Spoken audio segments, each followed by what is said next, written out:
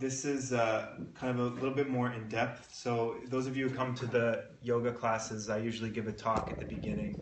Most of you are familiar with that. And I'm drawing from my experience in this tradition of Buddhist teachings, specifically as they come from Tibet, because there are many different Buddhist traditions, which we'll talk about. But the Tibetans have preserved the Buddha's teachings really nicely because they had that little capsule in the middle of the Himalayas for so many years. Hi,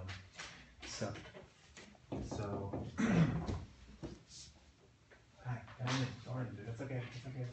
You can do it. Yeah.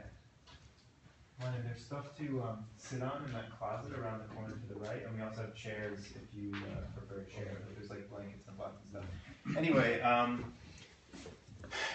it's going to be kind of organic. I learned it in a very traditional way, and I'd like to preserve some of that tradition out of respect for the people who have preserved it for us. But also, we're American, and we're living in 2015, and I think we also have to change some things that are not essential to it. But I'm giving this long-winded disclaimer because I'm going to do some sort of ritual things that might be off-putting, like I'm going to bow to the statue, and I'll do a little explanation of why that is, but it's just customary that before we engage in this kind of study together that we pay respect, and nobody else is obviously obligated to do it. But I know that the first time I saw it, it was a little off-putting for me because we're just not culturally used to it.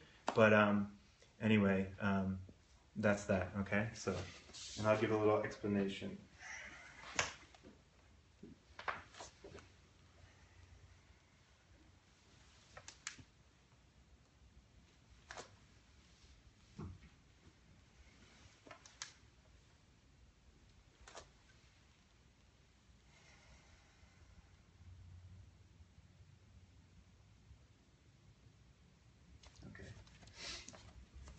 So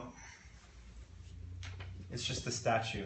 It can't really do anything, right? But we've all heard the expression, you are what you eat, right? What we put into our body affects our physicality and affects how we feel physically and mentally. And the same is true of our mind. So our mind is kind of like a recorder.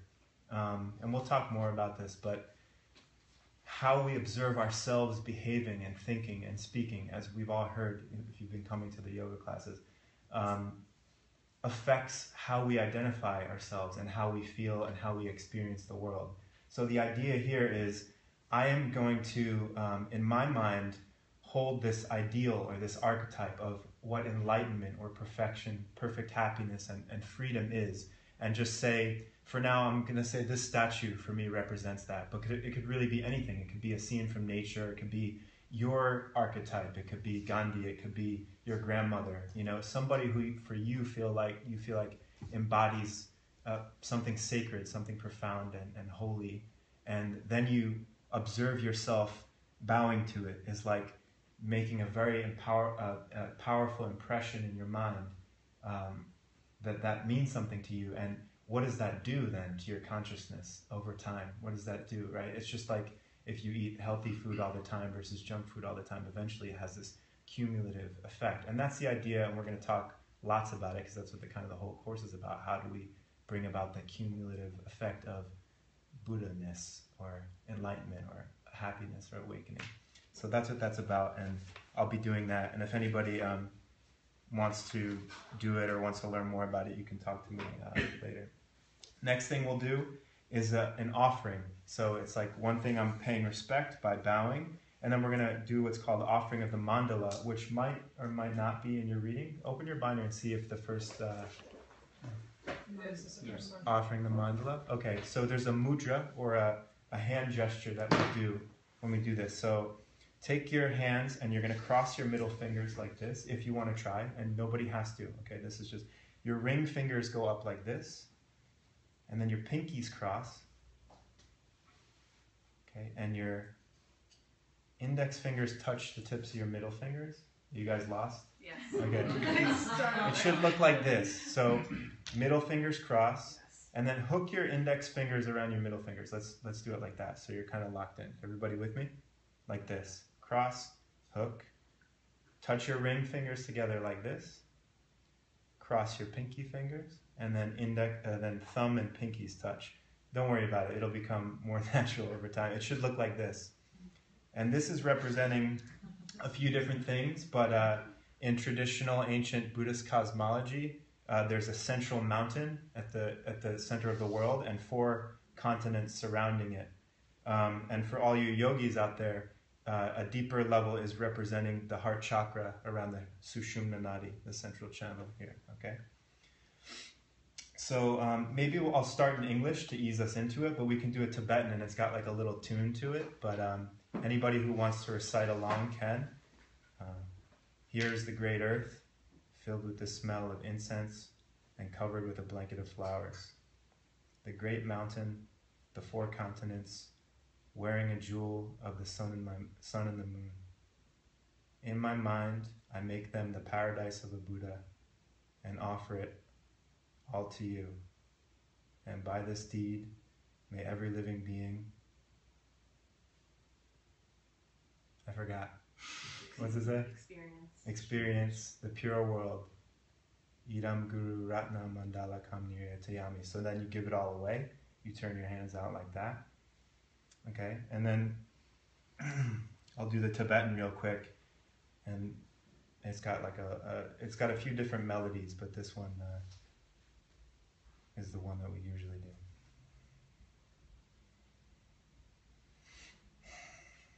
Sashi Puki Jukshing Meto Cham Virab Lingshi Nyende Gyempadi Sangye Shingdu Mikte Uwagi Jokun Namdak Shingla Chupa Sho Idam Guru Ratna Mandalakam Niryatayami. And then we do a refuge. So I think on another page there's the refuge, going for refuge. And this, again, we'll explain more in depth as we get into everything, but it's basically, again, in your mind saying, I'm kind of fed up with ordinary life, with suffering, with unhappiness, and with trying the same things over and over again and having them fail over and over again. So I'm going to seek protection in something else, which is not a statue, which is not the Buddha necessarily, or is not somebody else, but actually the ideas, the integration of these ideas into our life is the protection, by saying, I'm going to renounce the causes for unhappiness, the things that continue to bring me unhappiness, and instead I go for protection in those actions of body, speech, and mind that will bring happiness and that will bring peace. So when you think of refuge, no matter what it's saying there, this is the essence of what going for refuge means, and that's another thing that we traditionally do before class. You can read along in the English if you want. I'm just going to do it in Tibetan to save time, and we could switch off English-Tibetan as we go through the courses, okay? Sangye Chudang.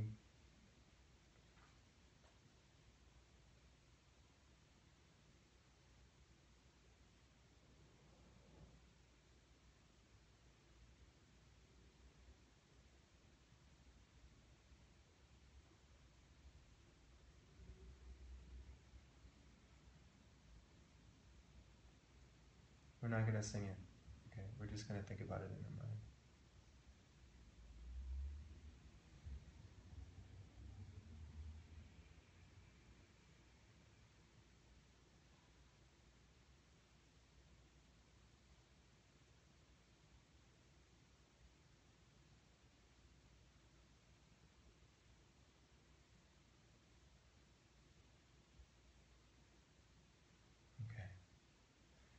Sometimes you just get these inspiration. So that's just the formality, and we'll do that every time and eventually become a little bit more natural. But like I said, I want to preserve the tradition a little bit, because I feel like we owe it to the people that this has come down from. And we'll talk a little bit more about the kind of lineage and the string of teachers that passed it down in a little bit. But I thought maybe just to break the ice a little, we could quickly go around and say our name, just so we can all get to know each other. And maybe if you feel comfortable, why you're here, what drew you to it, or what you're interested in getting out of the course. And that would also help me to help deliver that, okay? So I'll start. My name is Michael.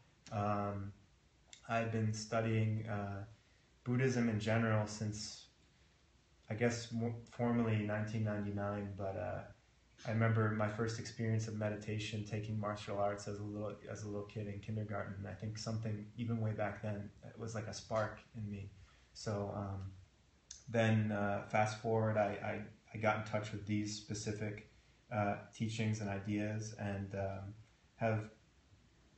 I think it's safe to say I've devoted my life to practicing and living this way, and to try to share that with other people if they find it useful.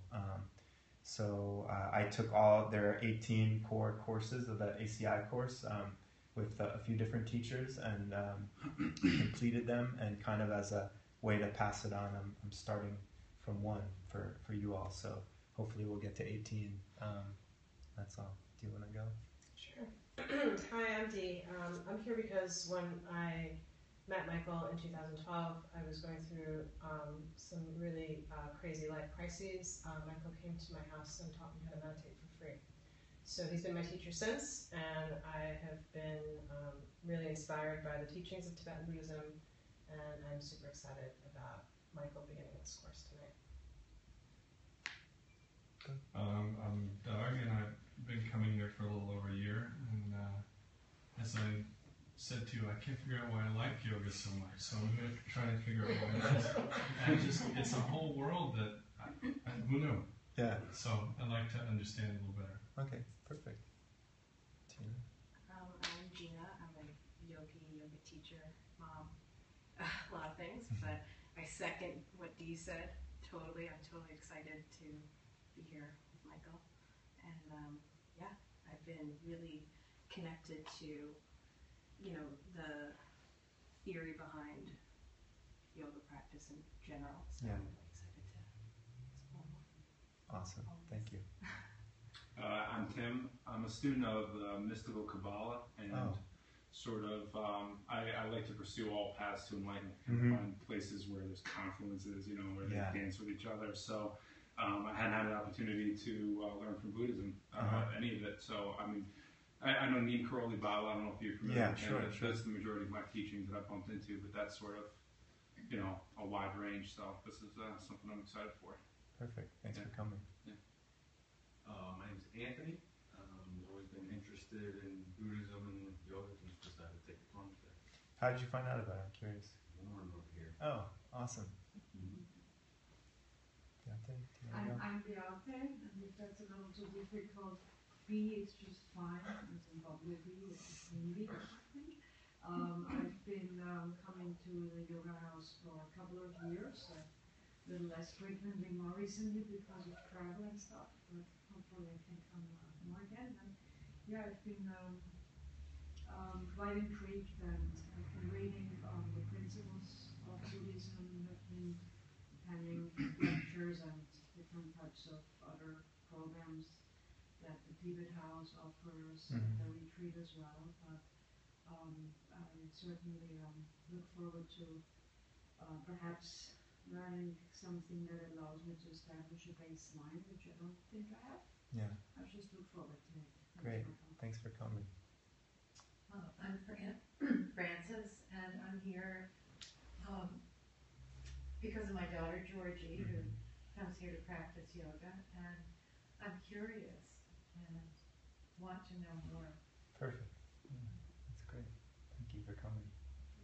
Hi, I'm Kelly. Kelly. And I am here, I would say at my meditation coach Dee's recommendation. Okay. And I am a seeker of peace. So hopefully this works. Awesome. I think you're in the right place. Yeah. Hi, I'm Ronan. I'm here because Amanda, you're one of your yoga instructors. Oh, yeah. And her fiance. So she's got me into yoga. I'm very new to it, so I'm very curious as well. Okay. And I just want a different outlook on life. Great. Sort of dealing with anxieties and things day to day. So she's advised me to come here.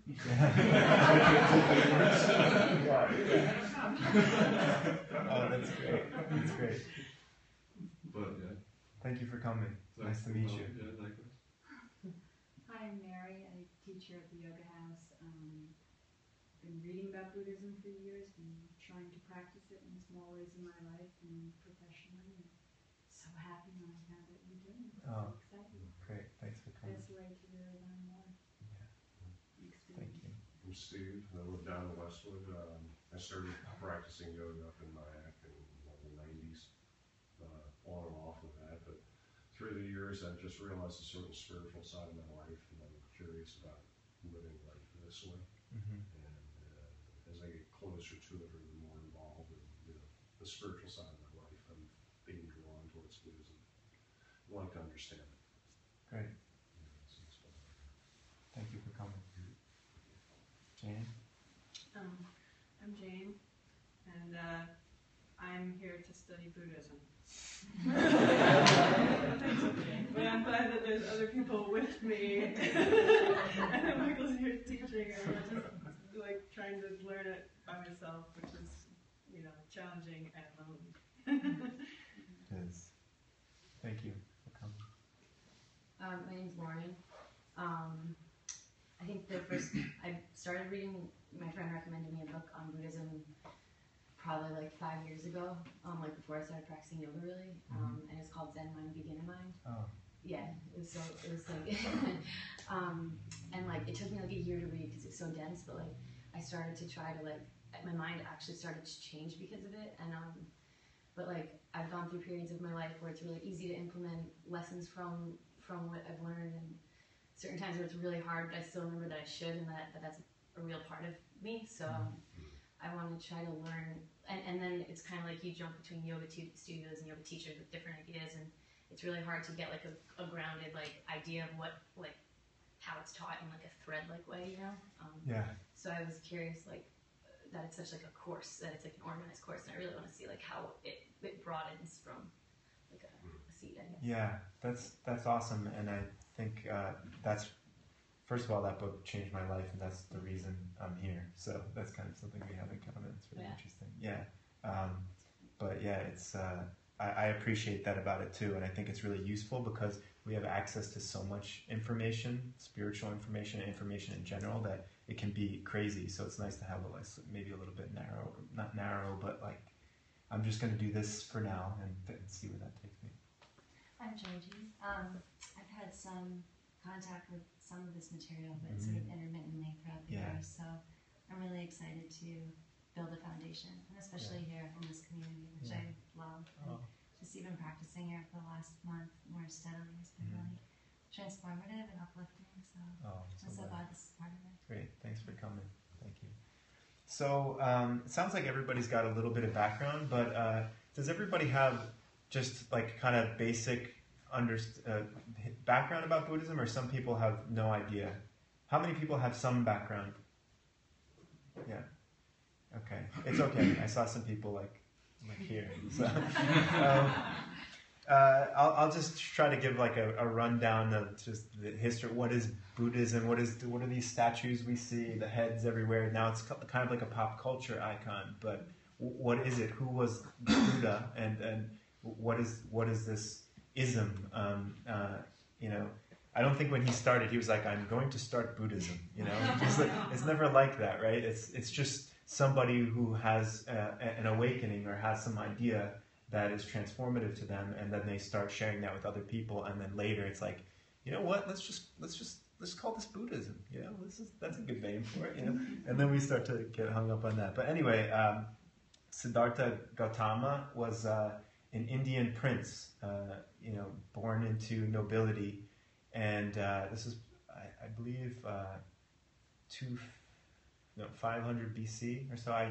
The scholars kind of disagree about the exact timeline, but and the story goes he was being born at a certain time, and his parents went to kind of a soothsayer or some kind of whatever you call it, like a fortune teller. What is our son going to be? What do you read about our son? And they say, well, he's either going to be like a worldly, kingly ruler, like an emperor kind of, or he's going to be a sage, somebody who leaves the home life and seeks enlightenment.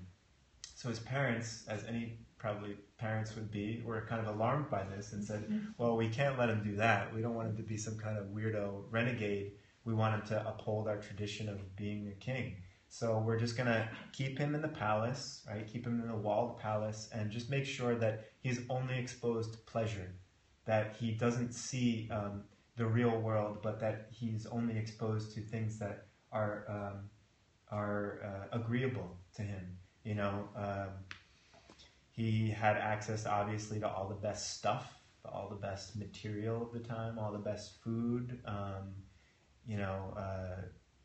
and he was really excelling at everything he did. But one day he just kind of wondered to himself, what's outside the walls? I wonder what's outside of the palace. So he gets his charioteer to take him out of the palace, and he goes on this ride. And the first thing he sees is an old person. And that, by the way, they remove all the old people from the palace, so he doesn't recognize that aging is a condition of life. He's only surrounded by beautiful young people. And he says to the charioteer, what's with that guy? What is that? What's wrong with him? And he's like, oh, that's an old person. Don't you know? Like, that happens to all of us. And he's like, what do you mean? That happens to all of you? He's never seen that. So it kind of blows his mind. Okay. Then he goes on another one. He sees a sick person, a person lying on the street. And in India, there are plenty of those. And again, what's that? What's the deal? Why is that person like that? Oh, that's sickness. You've never seen sickness? No, I have never seen that my whole life. And he said, well, that happens to everybody. That's a condition of life. Third one, he sees a corpse, a dead person. Why isn't that person? You get the idea. Again, his mind is being blown because he had no idea that these things even existed. And on the fourth ride, he sees a monk, a renunciate, somebody in robes, meditating. And he said, well, what is that guy doing? He said, well, he's trying to seek an alternative. He doesn't want to suffer. He doesn't want to be in what they call samsara, or their cycle of suffering. So he's a seeker. He's trying to find a way out. And he says, I want to be like that. I want to do what that guy's doing. So his parents couldn't avoid it. He became the seeker. He left the palace and tried various methods of spiritual development. And he went to different extremes. First, he went with the kind of yogis that starve themselves, that lay on thorns, that basically abuse the body in an attempt to liberate spiritually. And he almost died. He became emaciated and so sick that he couldn't even sit up. And luckily, a girl came and offered him a bowl of rice, and he took it. And he was rejected by his fellow ascetics, they call them. He said, "Oh, look at Gautama. He's eating. Look at he's indulging himself." And he realized, he's like, I'm just gonna die, and that's not gonna do any good for anybody. So he nourishes himself, and then.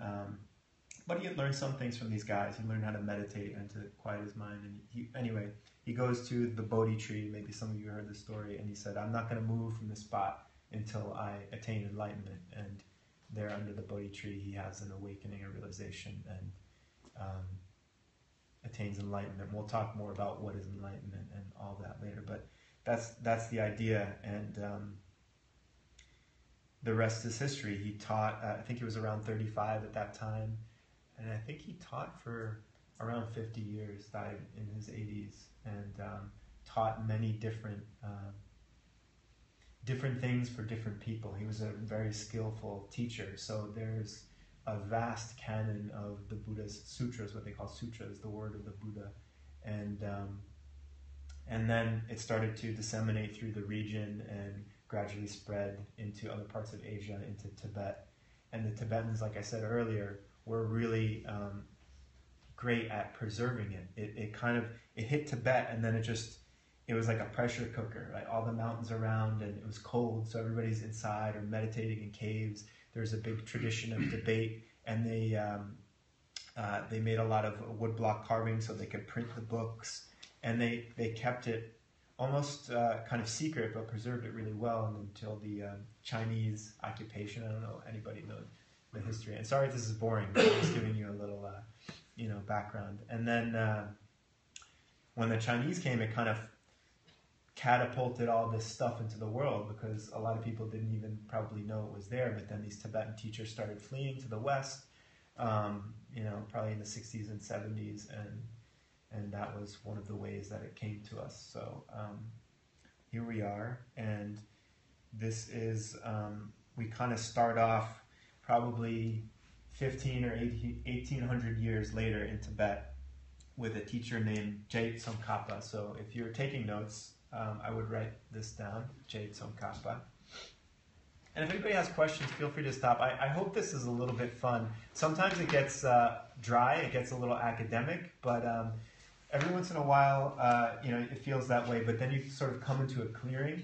And the real purpose of this is that you put it into your life. A lot of this is history. A lot of this, especially the first course, doesn't go into the deepest level, of course, but it's worthwhile. And one thing I really appreciate about the Buddhist teachings is its emphasis on practice, on study and practice. It's not just like you go someplace once a week on the weekend, Saturday or Sunday, have somebody talk at you, and then you leave and forget all about it and just go back to getting angry and pursuing all of the things of ordinary life without thinking about what you heard on the weekend. The Buddhist practice and teachings is practice. It's emphasis on, hey, do this stuff and it'll work for you.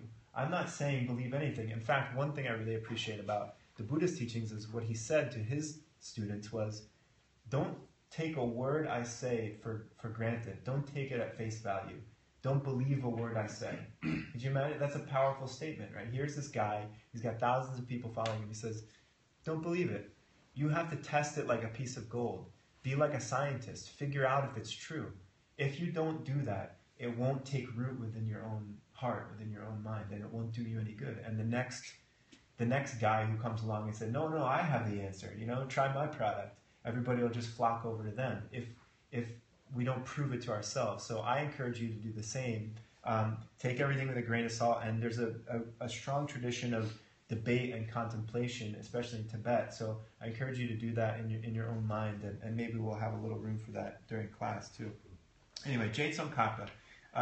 He was kind of like a big reformer in Tibet. So Buddhism spread to Tibet, and it was kind of like these people were just wild, nomads, yak herders, horse people, and there was lots of different teachings. All, like I said, the Buddha taught a lot of different stuff, and it was all spread out and mixed up. So what he did was he compiled all of the different Buddhist writings and works into what they call Lam Rim, and we're going to hear that word a lot, and we're going to talk more about what that is. But basically, if I had to put it into a roadmap to enlightenment from A to Z, how do we get enlightened? That's what a Lam Rim would be. Lam means path, and Rim means steps, so steps on the path. And the book we're going to get into tonight is one of his Lam Rim writings. So Je Tsongkhapa, J-E, you have it, I think, in your book somewhere, but if you want it, Tsongkhapa, and his dates are 1357 to 1419. And he had a lot of students, a lot of famous students. Among them was the first Dalai Lama. So everybody's heard of the Dalai Lama, right? It's this tradition of these reincarnations of these teachers in Tibet. Well, the one we're on now is the 14th. So 14 generations, or we'll get into the kind of idea behind the rebirth and all that much later. But it's the idea that this kind of mind stream continues from life to life. So the first of the Dalai Lamas was a disciple of Je Tsongkhapa, right? And he had other famous students too. So here we are in our story. Je Tsongkhapa has this student called Ngawang Drakpa. Okay, if you care to write it down, you can. And Tibet is this wilderness, so he sends Ngawang Drakpa all the way across Tibet to this nether region of Tibet and says, build me 108 monasteries and don't come back until they're done. So Ngawang Drakpa writes back to Je Tsongkhapa and he said, okay, I'm here, I'm working on the monasteries, but so I got these people here, I don't know what the heck to teach them. What do I teach them? They're just like these wild folk. What's the best thing that I can teach these people? What's the distilled, thing that's the most powerful to teach them? And Je Tsongkhapa writes a letter back, and the answer is the letter. It's called the 3 Principle Paths. And that's what we're going to study.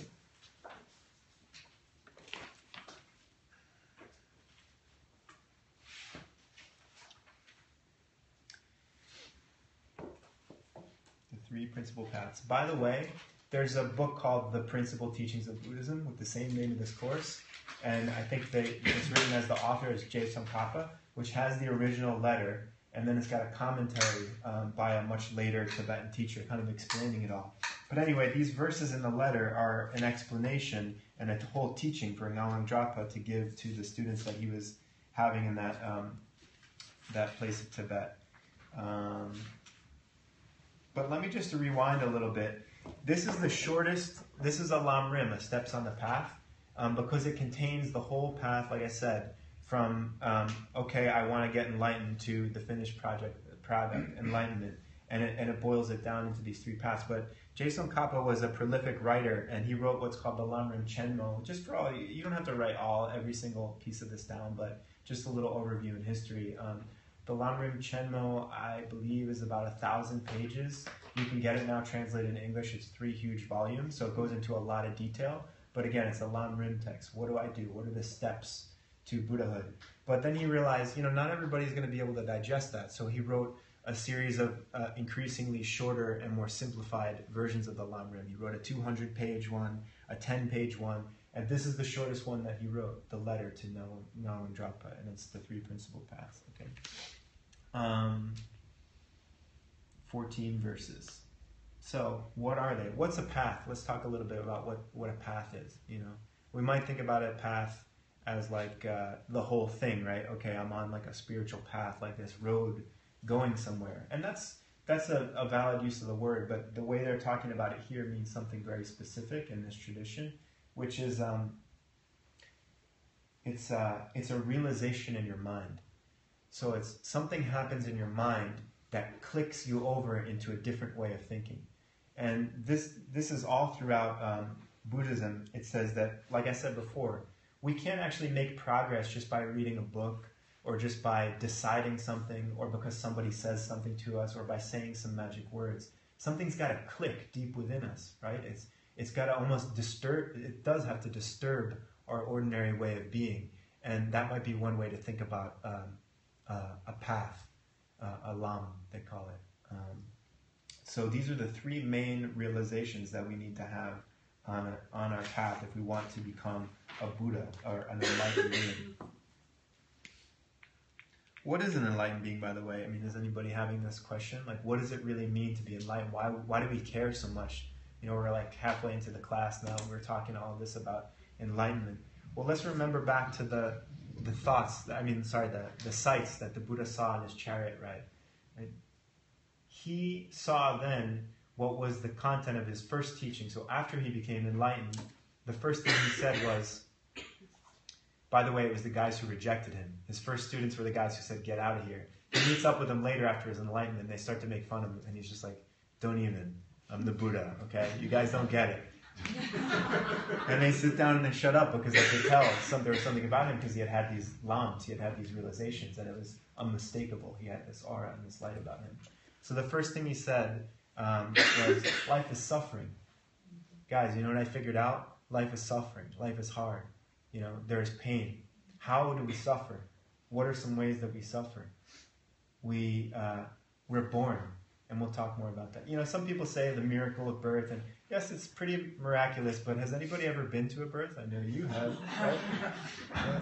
There's blood everywhere. Yeah. Doug's a pediatrician, so right? There's blood. There's usually lots of crying. Ask any mother how it feels. Right? It's not pleasant, and the baby usually comes out. First thing they do is cry. So the Buddha thought about this and said that's a kind of suffering to be born. Another reason is not just to be born, but if you think about anything that's produced, anything that is made by parts, right, that comes into being from causes. from its onset, starts to deteriorate. By the very nature of its coming into being, it must go out of being. You see what I mean? So to be born is also a kind of suffering, because to be born ensures to be died. You know what I mean? If you come out, you're going to go out the other way too. So that's a kind of suffering. To be born in this way is one of the versions of that first thing that he said, the condition of suffering. What else? Getting old. Anybody getting older in here? Right? Yeah. I mean, it's no picnic, right? And yes, we can do it gracefully and it's all well and good, but the long and the short of it is we're losing our faculties. We're getting older. It sucks. You know, 1 minute we're able to do all this stuff, maybe you're a yogi or whatever, and then you try it one day and it's like, oh, I hurt myself, right? Or you're looking in the mirror and you're just like, I thought my hair used to come down to here, and it used to be so much thicker, right? Or you said that wrinkle wasn't there, right? Or all of this stuff. It's funny, but it's true, right? Every millisecond that's going by, we're moving towards the other suffering, which is death, right? We're moving towards it. Even now as we speak, it's like a fuse burning. So the condition of our life is that it's built in, right? It's like a time bomb. We have this limited fuse and it's burning out every breath we take. The other condition before death is sickness, right? The condition of, and this is an interesting one for you, but that the condition of the body and health in the body is actually kind of an accident, that our body is mostly just a series of imbalances of push and pull, and the condition of our physicality is to be subject to sickness over and over and over again until finally we get to sickness maybe that we can't recover from, and then we get to the fourth thing. So it's unpleasant, not to mention all the stuff in between, right? Like fights with your boyfriend or girlfriend, or getting stuck in gridlock, or losing your job, or breaking up with your partner, or losing loved ones, right? Maybe if it's not you that's dying, it's somebody else that's dying. Or constantly feeling like, I want this thing and I'm reaching for it and it just slips through my fingers. Every time I try to get it, I can't get it. So the sensation or the condition of being separate from what we want. And then what do we get instead? What we don't want. Right? I mean, it's funny, but I'm not making this up, and the Buddha didn't make it up either. That's what's cool about this stuff, is it's just an explanation of the truth. It's just an explanation of reality. So, you know, I could enumerate, and so could you. We could all just make an endless list of all the different ways that we suffer, right? What about our internal experience? Just the friction of feeling dissatisfied. What do we want? Nothing more than to be satisfied. What do we get? Mostly dissatisfaction. Okay, some people might be thinking now, oh, come on, that's such a drag way of thinking, right? There are ups and downs, there are little happy joys, and that's true. But, and we'll talk more about this in depth, but according to the Buddhist explanation of the things, part of why that too is suffering is because even the pleasant things are subject to that impermanence, to the loss. So at the onset of anything pleasant is its end. Right? And when we lose it, we feel upset.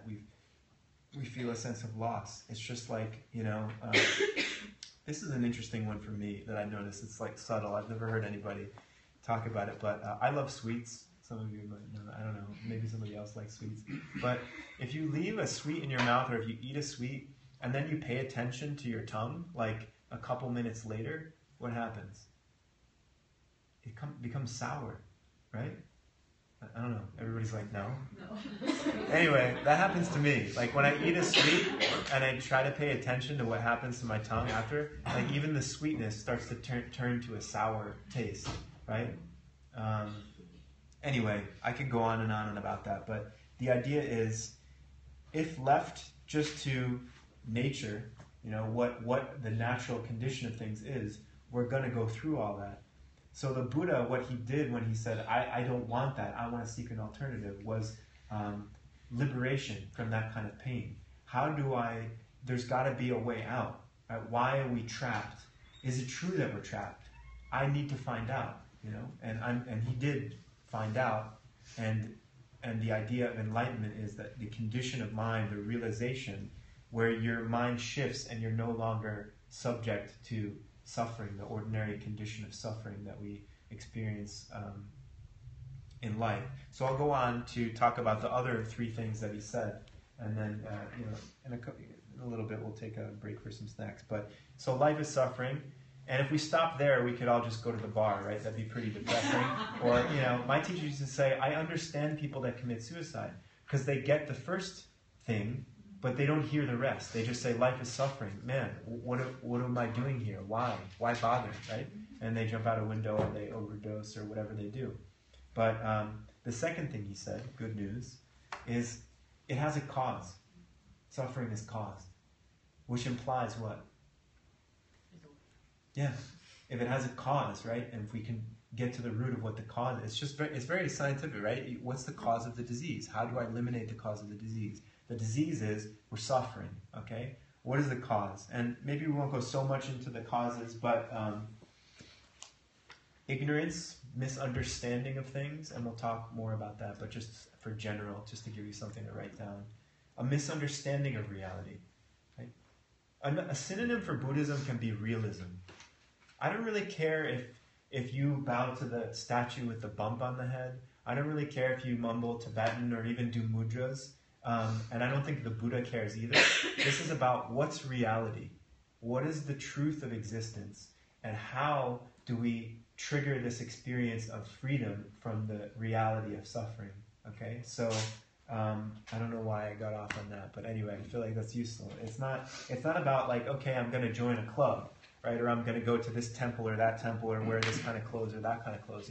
It's what's real, and if there's anything that you take away from this course and this class, even if you don't come back, is find that out. That's our mission. What is real and how do we overcome unhappiness? Because we have only a short time, so we might as well try figuring out what else are we going to do. Watch a movie, watch TV, eat some ice cream. I mean, we've already tried that and it doesn't deliver, right? My tongue gets sour, I told you. Suffering has a cause. Okay. Third thing is, there is a state beyond suffering. So that's another part of the good news. I figured it out, and there is a state that's beyond suffering. There's what they call in technical Buddhist lingo, they call it a cessation, which we never use in any other day-to-day language, but it just means a stopping, that there is a state of where the suffering stops. And that's one translation of the word nirvana, if you've ever heard, not the grunge band, but I'm talking about the term nirvana. It means a blowing out, one translation, a blowing out or an extinguishing, a stopping of suffering, of samsara. So that can happen, he says. And the fourth one is, it kind of corresponds to the first two. So suffering has suffering, right? And there's a cause. There's a state beyond, and there's a way to get there. There's a path. There's stuff you can do to bring that about for yourself. It's not just reserved for special guys with me with bumps on my head and long earlobes, but anybody, modern day Western people, can also experience enlightenment, but you have to do the stuff, and that's part of what the practice comes in. All right? So, back to what are those steps, what is the practice, and we're fast forward again back to Jason Kappa, right, in Tibet, and his disciples out in the wilds of Tibet, setting up monasteries, and said, what do I teach? What are the steps? If you had to boil down the whole path into some simple stuff, what would it be? And he said the three principal paths. First one, okay, I'll give you Tibetan. It's just I don't speak Tibetan, but I'll tell you, all of my teachers said, just say the words, just write them down, and it plants a seed in your mind. And it's really true. I actually, know some Tibetan words now, and it's not like we need to become translators or anything, but it's the equivalent of like a good rabbi knowing some Hebrew, right? Or a priest knowing a little Latin or Greek. It's just, it helps you with a lot of the sources are written in Tibetan, so we should know. First path, Ngen Jung. Ngenjung, and I'll give you the English. Renunciation. Does anybody have questions? I've just been going kind of all the way last, but. So in some of the, is it that in some different lineages they call this the Eightfold Path, and in Tibetan, in this lineage, it's 3. I don't really feel confident answering how those interrelate, because I'm not sure if they're necessarily the same thing. He did in the Four Noble Truths, his first teaching, which I just described, the 4 things, suffering, cause, all of that, say that the path is this eightfold path of right livelihood, I don't even have it memorized, but all of these things that constitute the path. But I think more specifically here, again, path as realization. 3 things that need to pop in our mind for enlightenment to happen. The 3 principal realizations, but the main things of not Buddha to Buddha. Okay, so that's all I'm thinking about, and how it relates to Eightfold, I'm not sure. But I'm sure we could actually throw it into one category. Anyway, renunciation. That sounds scary, doesn't it? Renunciation. A kind of renouncing. What does that mean? Well, we said life is suffering. And by the way, the Sanskrit, because the original Buddhist teachings were all in Pali and Sanskrit, which is an ancient Indian language, and then were later translated into Tibet. But samsara is another word for the condition of cyclical suffering life. And we say cyclical for a lot of different reasons, but we can observe cycles in our day-to-day life, right? Cycles of suffering. Ever wind up with the same person, even though it's not the same person, over and over again, like playing out the same patterns, or the same fights with relationships with people, or it is a suffering, or the same cycle of feeling a sense of loss about something, or whatever it might be. That's one sense. And then in the deeper cosmological sense in Buddhism, which we're not going to get too deep into right now, or even in this course, but the idea that when death happens, that's all, folks, which we normally conceptualize in the West, or we have some idea of no matter what we did, we just go to this light and everything's perfect afterwards, and at the end of the show. But in Buddhism it says, unfortunately, that's not the condition of reality, but after the death process, we do it all over again, and we're propelled forward by the conditions that we put into play in the past. So I don't know how I got off on that either. Oh, samsara. So it describes a cycle, and maybe some of you have seen what's called the Wheel of Life, which is a painting of samsara. It's a painting of how the cycle happens and perpetuates, and it's got all these different metaphorical images. And maybe someday I'll bring one of those in and we can look at it. It's traditional to put one at the door, so maybe I can bring a little one in. Renunciation is the first thing, the first path, the first thing we need to realize if we're actually going to make any progress towards enlightenment or towards the freedom.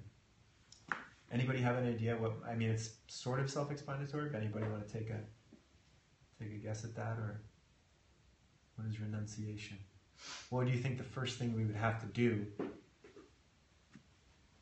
Recognize it. Yeah. Recognize it and what? Give it up. I'm sick of that. I'm sick of the same old story. I don't want to do it anymore. I want off of this hamster wheel. I am fed up. I'm turning away from suffering. I'm not gonna look for happiness in all the wrong places anymore. Right? I'm not gonna go to the bar. Right? And I'm not gonna eat 5 pints of Ben & Jerry's ice cream. I'm not gonna just try to find somebody to spend the night with for that night. I'm not gonna just anesthetize myself. I'm not going to take drugs.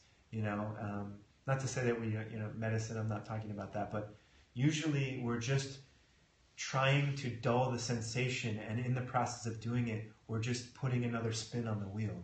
We're just doing all the wrong things, and it just comes to bite us in the butt over and over and over again. Renunciation is realizing the condition.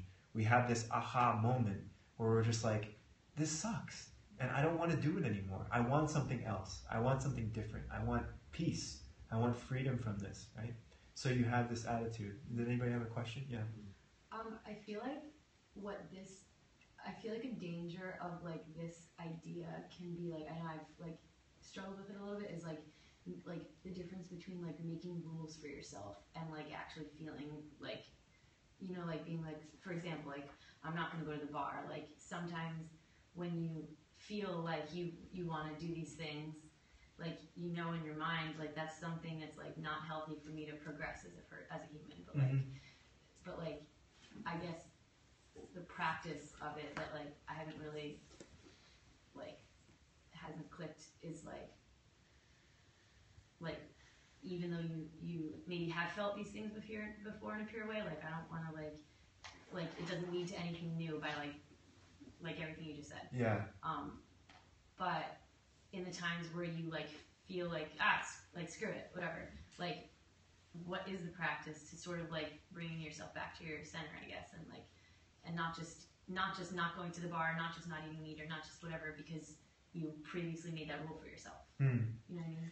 Yeah, I think that's a really good question, and just those are examples, and they're not rules. And I was gonna say that, but then I didn't want to confuse things. But really, it comes back to what's a path. What did we say a path is? A realization. Realizations are something kind of. I don't want to say unchangeable or unshakable because certain realizations can dwindle, certain realizations can't, and we'll get into what those are. But even think of the word realization.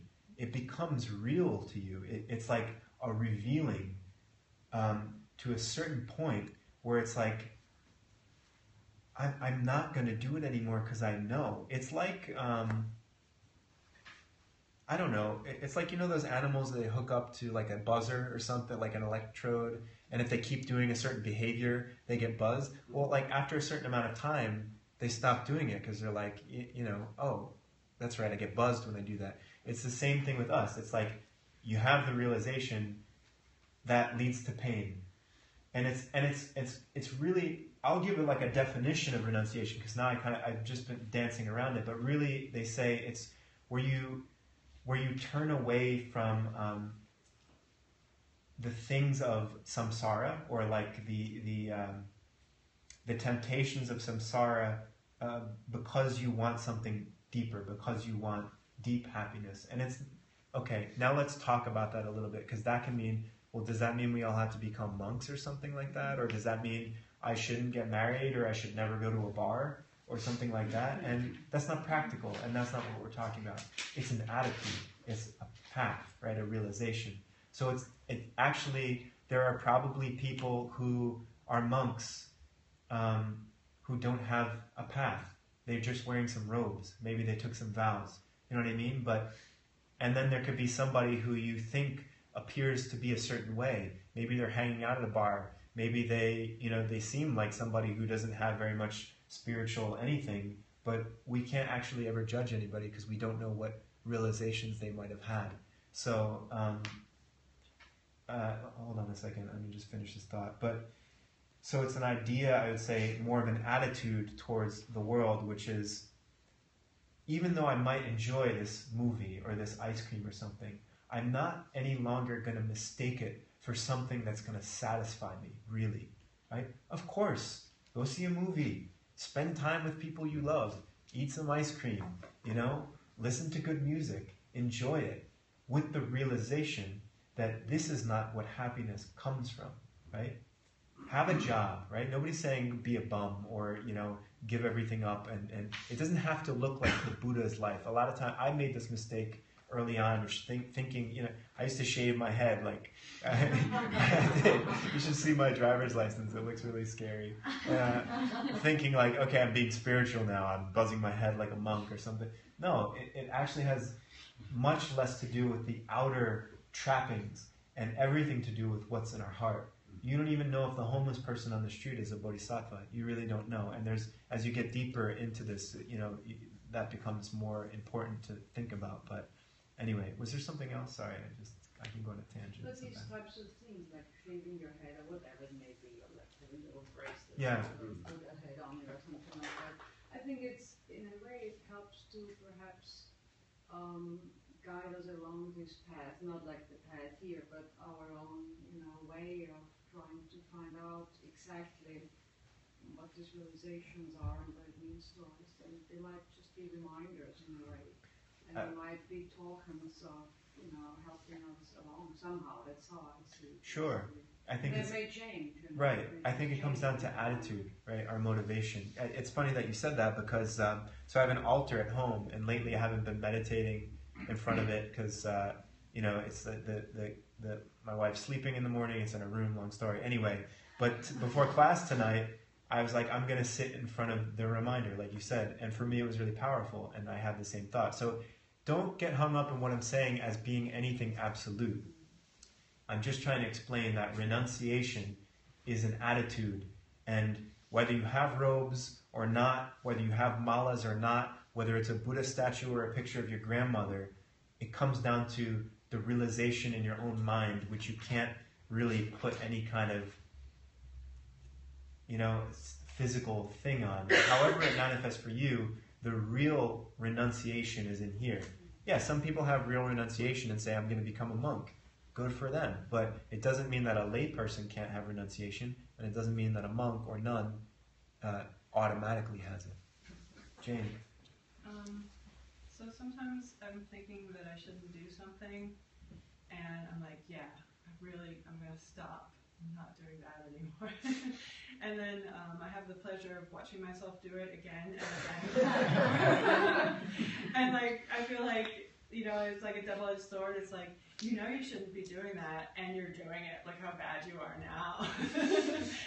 So it is as bad as it was before I realized it was bad, and then it kind of gets worse that I'm doing it. But in a way, there's sort of like a necessary overlap between the stopping and the noticing, and that's where it kind of gets burned in, don't, because you get to see it with awareness. Yeah, I think that's actually a really important point, which is, and I think it's probably common to everybody here. Some people have said as much, but we come to a spirit to seek something different when we experience suffering, right? If everything continues like the Buddha's life, right? Some people aren't fortunate, but as fortunate in a certain sense because they're so fortunate. Does that make sense? Mm-hmm. Like some people have everything so perfect that they never meet with the friction of life, maybe until it's too late, or they just have so much material resource that they continue to put their chips on that, and invest in that, and never really feel the burn and say, whoa, this is crazy. Life is this is painful, and I want something else. So almost everybody that I know that has undertaken this course of study and this life practice seriously has met with some kind of really intense suffering. And it doesn't mean that if you haven't had some disaster, major disaster, that you can't, because some of us, don't need that, but most of us come to it from a disaster. So, sometimes the Tibetan teachers say, samsara is very kind. Samsara is very kind to us because it won't let us go too far without reminding us that it's suffering. Right? Yes, Kelly? Hi. I was thinking that whenever I've had something that has caused me suffering, and I keep going back to it, having to totally let something go. It may not always make me happy to let it go, but I have to accept that it's not the best thing for me. I don't have to necessarily like it, but the realization is that it's not good. So I find that acceptance helps, but I always go back and forth from the acceptance to the forgetting it, and then going back to my, needs or immature self. Yeah. Put my foot down. So just wanted to add to that. Thanks. Thank you. Yeah, no, I think that you described probably everybody's situation in some way or another. I mean, that's the challenge. And in a way, and I've heard it described this way by lots of different teachers, but we're all addicts. Every single one of us is an addict in some way or another. And we don't even know it in a lot of cases, but we're addicted to the pattern. We're addicted to samsara. We're addicted to, it's familiar to us, right? Some teachers, actually, Gelek Rinpoche is another great Tibetan teacher, and if you have a chance to read his stuff or watch a video or something, he's great. He said, I think it was him, if given the choice between enlightenment, perfect bliss, and happiness, or an old familiar mattress, we'd choose the mattress every time. And it's really true, it's really true. So it's like quitting smoking, or I don't know what's comparable to that. It doesn't feel good. Nobody who's a smoker really wants to do it, or maybe they do. I don't know, I guess that's what makes them quit. But the thing feels good in a perverse kind of way. It's not that suffering feels good, right? But something about, at least the obvious things that we see ourselves doing, like the things the ways that we go back to it, like you said, okay? Disasters that are out of our control is a different story, but the patterns of our own mind that is just doing the same thing, patterns of anger, patterns of jealousy, patterns of self-hate, right? All these things that we keep doing over and over again. These kinds of things are like addictions. And part of renunciation, or maybe what renunciation is like saying I quit. I think the reason, isn't it, or at least a reason why suffering is, like you said, something that you said you're almost addicted to it in a way, but perhaps without knowing, without that, there is literally no way to move forward. I really think you can only evolve and get to the next level, if you want to do so, if you're able to overcome that particular suffering. And it may not be overcoming, just going through it, and through this experience, you're so enriched in a way, and I think that's the cycle. It just happens over and over again. And without that, it's actually a total boredom. Without the suffering itself, you mean? Without those experiences. I mean, if you think of life, right? You said correctly, the first suffering, the first is the birth. Right? And then every single time, like when babies get teeth or whatever it is, everything is suffering. But without that, they wouldn't grow. They wouldn't become who they ultimately are. And once they're adult, it's the same thing. Right. Isn't it? Like every single day, we go through something. Without that, it wouldn't allow us to evolve into who we are, constantly becoming and evolving. Sure.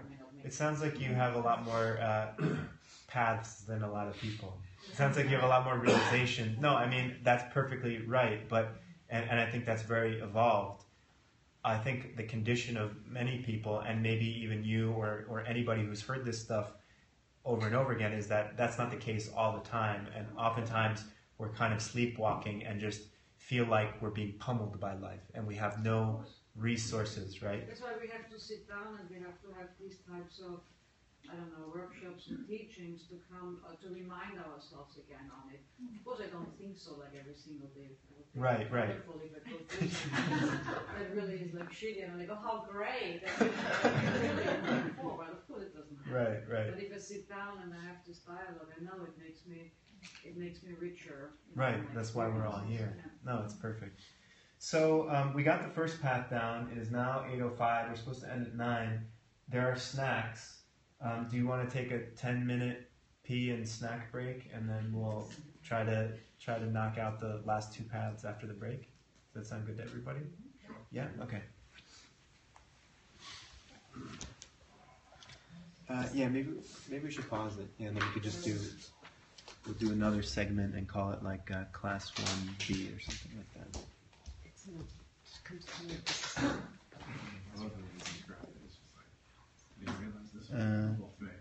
Universal Basa. It's something like that. It's just kind of like the same kind of experience I think we use in the world. Like the world's just opened up, and I started seeing this way of life. Oh yeah.